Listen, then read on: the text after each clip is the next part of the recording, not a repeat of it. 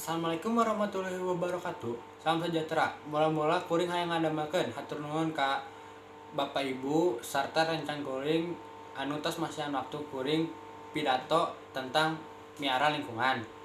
Hadirin anu dihormat, urang nyaho global warming nyaeta masalah anu serius pikeun negara-negara nu aya di dunia. Global warming teh lumangsung sabab kegiatan manusia anu biasa ngarusak bumi tempat urang hirup. Global warming nyaeta proses kanaekan suhu rata-rata atmosfer sagara sarta bumi. Global warming ieu ngabogaan akibat anu picilakeun pikeun kahirupan makhluk hidup saperti suhu hawa ngaronjat di luhur rata-rata, mingdepna lumangsung cuacana anu henteu menentu, perubahan iklim, jeung saterusna. Global warming ieu ti akibat efek imah kaca, kabakar leuweung, jeung saterusna.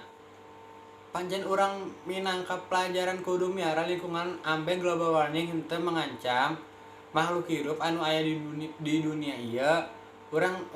Urang bisa ngalakonan tindakan leutik tapi boga pangaruh gede seperti urang mincen runtah dina tempatna, melak tangkal di pakarangan kelas, nyokot runtah anu ambacak. Hadirin anu dihormat, kusabab ti miara lingkungan kacida penting sakali ambe anak incu jaga urang engke bisa ngarasakeun endahna hirup di dunia sarta bumi urang tetep lestari.